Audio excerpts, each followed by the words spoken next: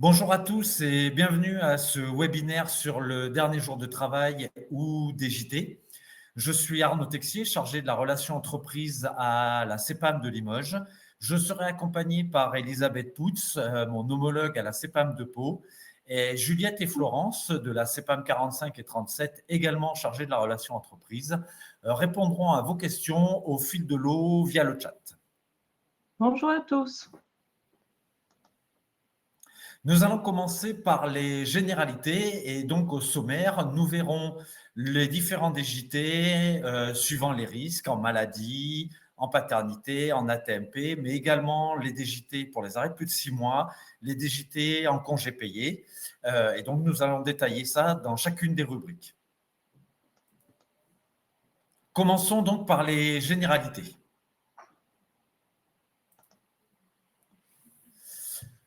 La définition du dernier jour de travail, c'est une date qui est essentielle pour l'assurance maladie, car c'est à partir de celle-ci que nous examinons les conditions d'ouverture de droit. C'est à partir de celle-ci que nous déterminons la période de référence et c'est également à partir de cette date-là que débute l'indemnisation.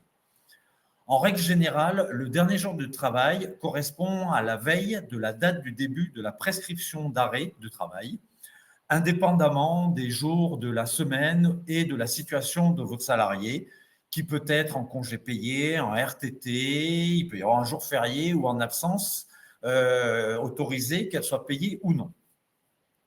Toute journée de travail commencée étendue par l'employeur lorsque le salarié se voit prescrire un arrêt de travail un jour où il a travaillé, le DJT correspond à la date de l'arrêt.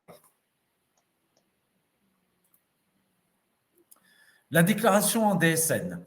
Le dernier jour de travail est à indiquer directement dans votre logiciel de paye. Là, ne vous attachez pas à l'ergonomie que vous avez à l'écran parce qu'il existe entre 200 et 250 logiciels de paye.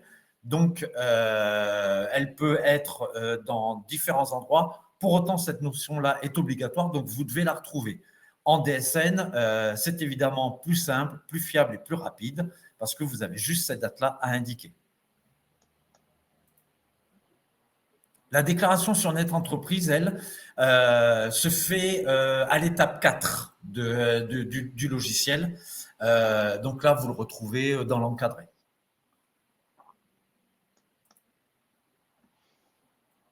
Quand est-ce que je dois effectuer une déclaration? Que ce soit lors d'un signalement DSN ou une saisie sur Net Entreprise, vous devez transmettre une attestation de salaire.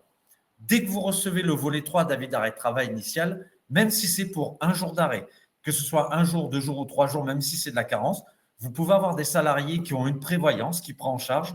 Donc, faites-le, comme ça, vous êtes tranquille. Vous pouvez être amené à le faire à chaque changement de risque, qu'on passe de maladie en maternité, par exemple, ou de maladie en accident du travail. Vous devez le faire également pour chaque période en cas de fractionnement. Ça, c'est plutôt dans le cadre du congé de paternité. Si vous ne pratiquez pas la subrogation, vous devez effectuer votre déclaration dans les 5 jours qui suivent la connaissance de l'arrêt. C'est une obligation légale. Par contre, si vous pratiquez la subrogation en DSN, vous pouvez transmettre vos signalements au fil de l'eau ou attendre l'envoi de la DSN mensuelle au 5 ou au 15 du mois, suivant la taille de l'entreprise, pour envoyer vos signalements d'arrêt. En cas d'erreur sur la saisie du DJT, la première des conséquences, c'est que l'assurance maladie ne pourra pas procéder à l'indemnisation de l'arrêt de travail. Donc, le dossier sera dans un premier temps rejeté par la caisse d'assurance maladie, ce qui, évidemment, augmente le délai de traitement. Une attestation de salaire rectificative ou une DSN annulaire en place vous sera demandée à ce moment-là. Donc, une charge de travail supplémentaire, évidemment, de l'insatisfaction qui vous impacte, vous, employeur, et nous, assurance maladie. Le salarié qui sera également mécontent, car sans subrogation, l'arrêt de travail ne sera pas traité. Et à la réception de l'attestation rectificative, l'assurance maladie reprend le dossier, donc double traitement pour nous, ce qui n'est pas très efficace.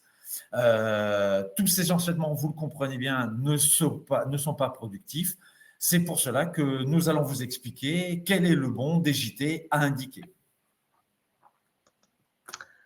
Donc, voyons à présent quel DJT indiquer en cas de maladie, d'un arrêt maladie.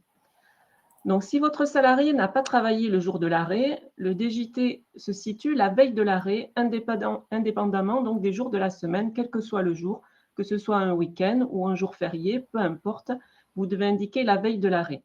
Donc, vous voyez dans notre exemple, le salarié est en arrêt à partir du 4 octobre. Pour cet arrêt-là, la date de dernier jour de travail que vous devrez indiquer sera le dimanche 3 octobre, même s'il s'agit d'une journée habituellement non travaillée. Par contre, si votre salarié a travaillé le jour de l'arrêt, le dernier jour de travail se situe le jour de l'arrêt. Même s'il a fait que quelques heures, hein, par exemple, puis il ne se sent pas bien, il va voir son médecin. À partir du moment où sa journée est commencée, toute journée commencée est due par l'employeur et non par l'assurance maladie. Donc, vous voyez dans mon exemple, le salarié a commencé sa journée de travail le 7 octobre, puis il présente un arrêt de travail daté du 7 octobre. Bien, ce sera ce jour-là, le 7 octobre, que vous devrez indiquer comme date de dernier jour de travail. En cas de travail de nuit, l'assurance maladie ne se préoccupe pas réellement du travail de nuit puisqu'elle va se baser sur la prescription d'arrêt de travail. Voyons deux exemples. Prenons l'exemple d'une journée de travail le 15 janvier, par exemple, qui commence à 22 heures et qui se termine à 6 heures du matin le 16 janvier. Le salarié présente un arrêt de travail maladie à partir du 16 janvier. Le dernier jour de travail que vous devrez indiquer sera le 15 janvier. De même, toujours le même exemple, donc la journée de travail commence à 22 heures le 15 janvier. Aurait dû commencer plutôt le 15 janvier à 22 heures. Le salarié n'a pas travaillé cet horaire-là.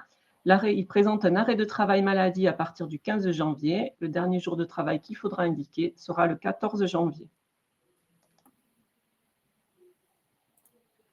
Voyons maintenant le DJT pour les arrêts supérieurs à 6 mois. Dans le cas où l'arrêt de travail de votre salarié se prolonge au-delà de 6 mois, le dernier jour de travail, lui, ne change pas. Sur Net Entreprise, il conviendra d'effectuer une attestation de salaire idoine à partir du 4e mois d'arrêt. C'est prévu dans le menu déroulant de l'étape 2 de Net Entreprise. En DSN, c'est beaucoup plus simple puisque vous n'avez aucune démarche à effectuer. Votre logiciel va générer automatiquement une attestation de salaire pour que l'assurance maladie puisse étudier à nouveau les droits à indemnisation tant qu'il n'y a pas de reprise de travail indiquée dans le logiciel.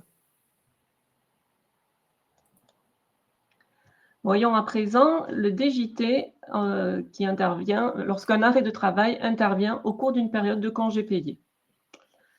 Donc, votre salarié vous présente un arrêt de travail à partir du 15 octobre durant sa période de congé payé. La date de dernier jour de travail que vous devrez indiquer sera le jeudi 14 octobre, même si ce jour-là, il était en congé, c'était pendant une période de congé.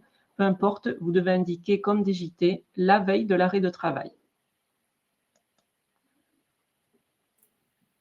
Maintenant, on va passer au DJT en paternité et en accueil de l'enfant. Alors, que ce soit en paternité ou en accueil de l'enfant, les règles sont les mêmes. Hein. Donc, pour un congé paternité, le dernier jour travaillé, il correspond au dernier jour de congé à la charge de l'employeur pour la première période obligatoire. Ensuite, en cas de fractionnement de la période non obligatoire, le DJT, il va correspondre à la veille de chaque période. Là, à l'écran, dans notre exemple, la naissance de l'enfant a lieu le dimanche 3 octobre. Le salarié, il prend son congé de naissance employeur de 3 jours, les 4, 5 et 6 octobre. Donc, pour la première période obligatoire de 4 jours indemnisés par l'assurance maladie, le dernier jour de travail sera le 6 octobre. Il correspond au dernier jour de congé de naissance employeur. Pour les périodes suivantes, le dernier jour de travail sera toujours la veille de chaque période. Ici, le 17 octobre. Pour rappel, le congé de naissance employeur est calculé en jours ouvrables, c'est-à-dire tous les jours, hormis le dimanche et les jours fériés. Dans le cadre du congé paternité, il est en jour calendaire, donc du lundi au dimanche. Tous les jours comptent. Voyons à présent la date du dernier jour de travail pour un dossier d'accident de travail ou maladie professionnelle. Donc ici, dans notre premier exemple, votre salarié est victime d'un accident sur son lieu de travail ou sur le trajet domicile-travail le mardi 5 octobre. Cet accident entraîne immédiatement un arrêt de travail. Dans ce cas-là, la date de dernier jour de travail que vous devrez indiquer sera forcément le jour de l'accident. Même si votre salarié n'a pas débuté sa journée de travail, cette journée est toujours à la charge de l'employeur.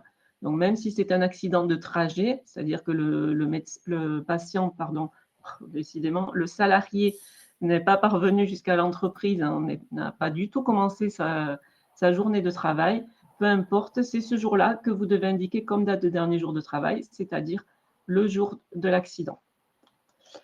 Par contre, si l'accident de travail n'est pas suivi immédiatement d'un arrêt de travail, comme dans notre exemple, votre salarié est victime d'un accident sur son lieu de travail ou de trajet domicile-travail le mardi 5 octobre.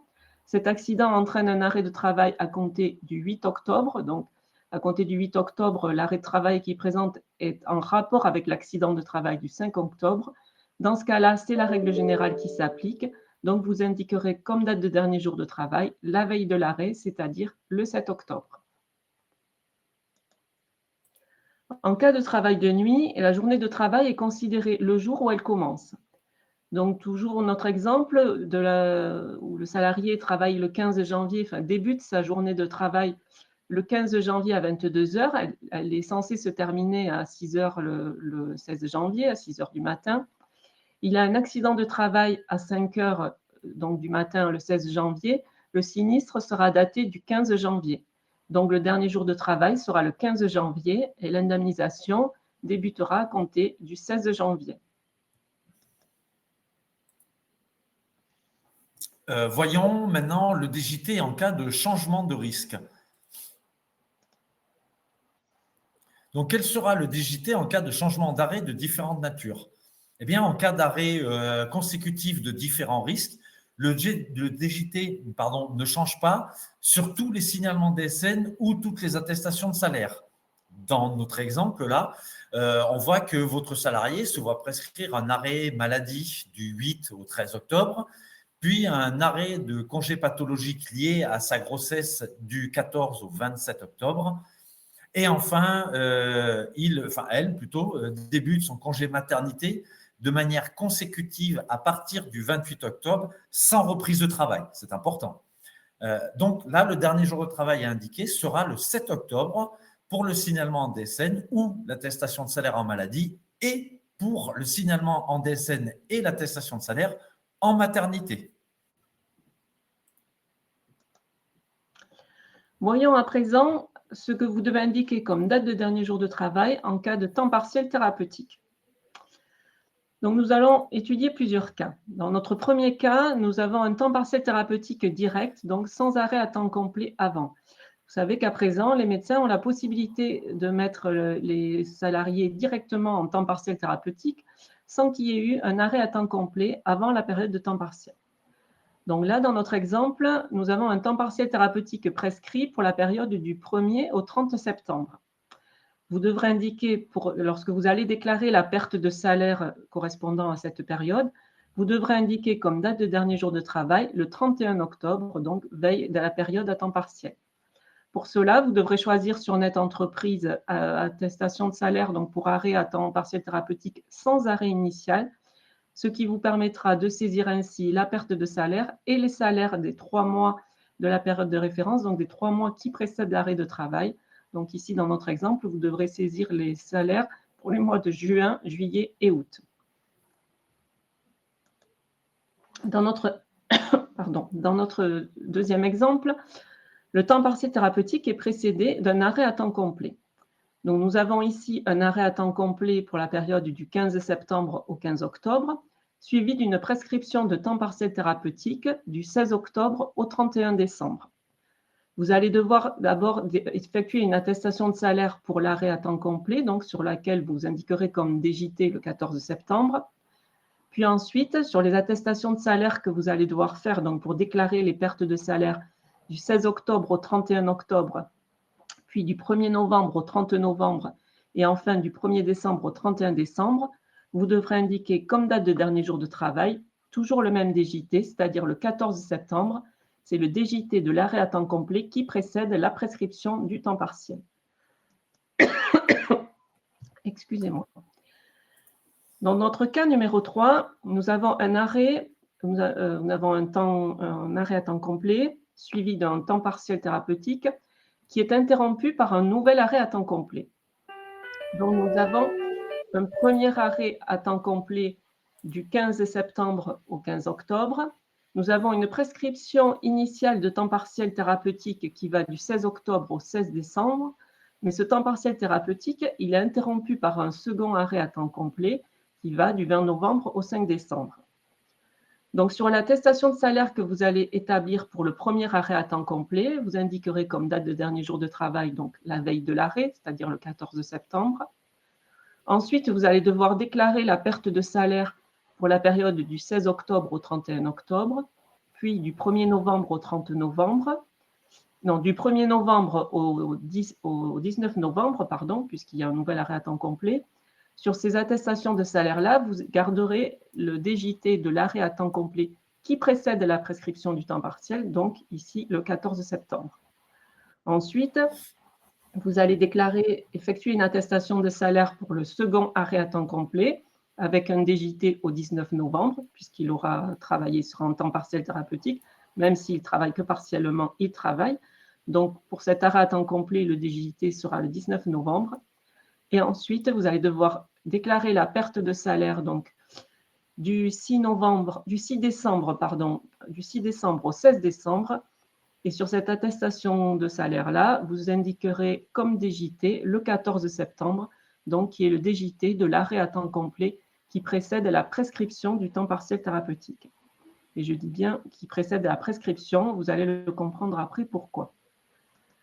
Donc, dans notre quatrième cas, nous avons un temps partiel thérapeutique suivi d'un nouvel arrêt à temps complet et suivi d'une nouvelle prescription de temps partiel thérapeutique.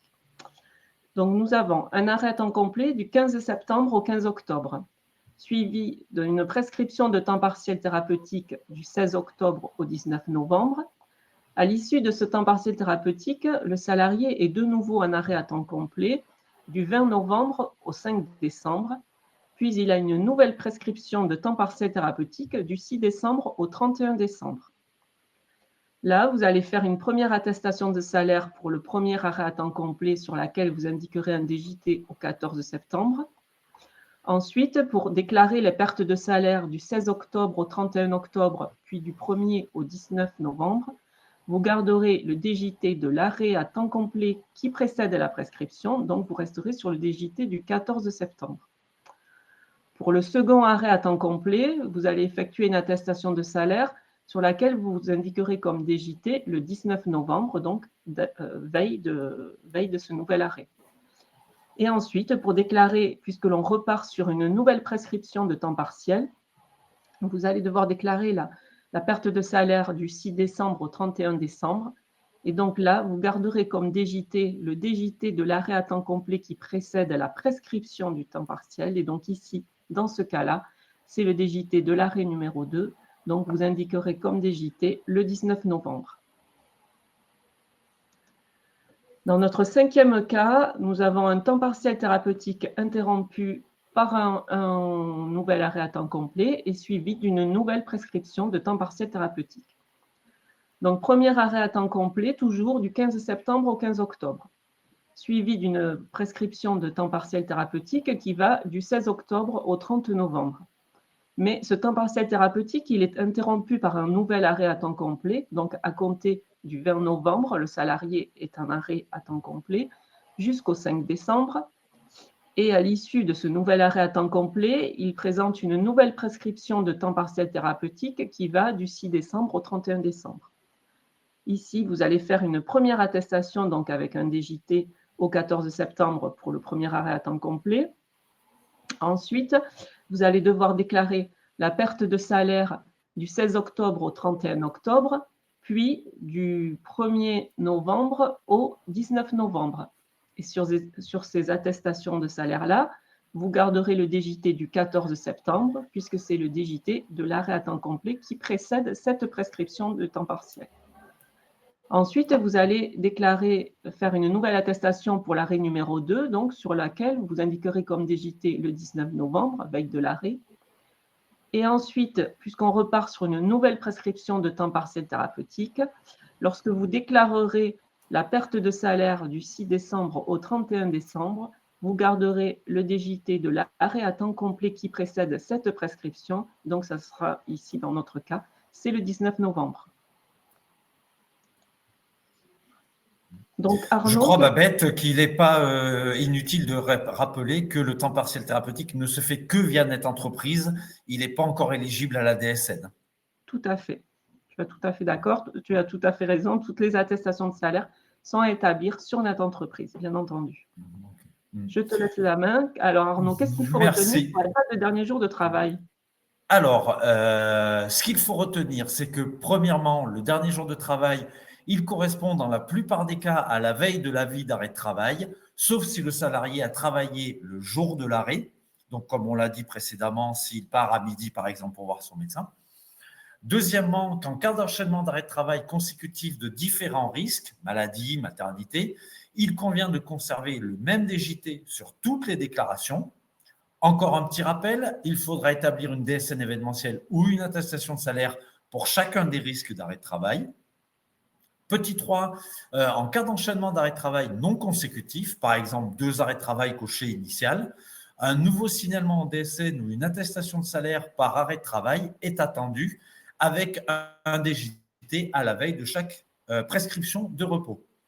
Enfin, quatrièmement, en cas d'enchaînement de période d'arrêt à temps complet et de temps partiel thérapeutique, le dernier jour de travail indiqué sur l'attestation de salaire temps partiel thérapeutique reste celui de l'arrêt à temps complet qui lui précède.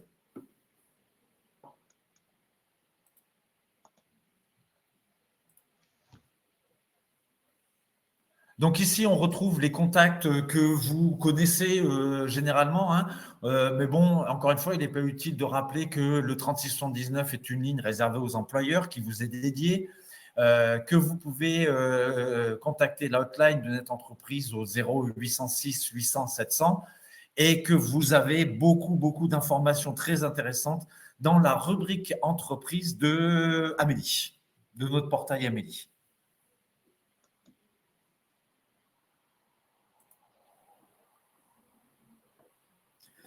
On avait prévu un temps de questions-réponses via le chat. Je crois, Babette, que nos modérateurs, Juliette et Florence, ont répondu à toutes les questions. Oui, apparemment. Elles ont très bien travaillé. Elles ont répondu à toutes les questions. Bien, je pense qu'il nous reste à vous remercier pour votre attention. Et que sachez qu'un questionnaire de satisfaction va vous être envoyé, que votre avis nous intéresse et que, comme on l'avait dit au début, le support, le replay vous sera envoyé très prochainement. Tous seront disponibles sur le live. Et en tout cas, n'hésitez pas, si vous avez des questions. Chaque CPAM a ses chargés de la relation entreprise. Vous pouvez toujours revenir vers vos chargés de la relation entreprise pour poser toutes éventuelles questions que vous avez sur la gestion des arrêts de travail. Au revoir, merci à tous. Merci à tous. Au revoir.